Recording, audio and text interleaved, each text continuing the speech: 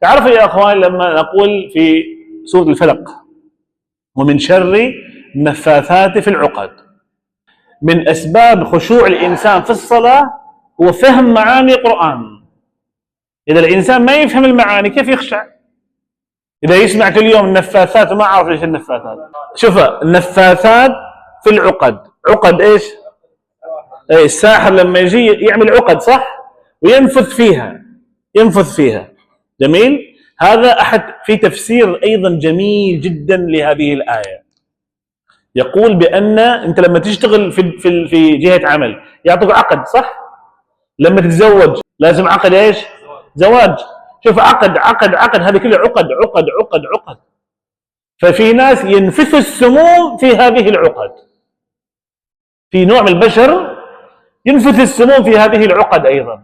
ففي تفسير هو ساحر، وفي تفسير اخر اوسع ايضا بان هذه العقد في ناس سبحان الله بشر ينفث السموم في هذه العقد. فايش اللي يصير؟ تنفك هذه العقده، يحدث طلاق، يحدث يفنشوا من الدوام، يفصلوه، تسريح، احسنت. كل هذه الاشياء عندما تنفك هذه العقد.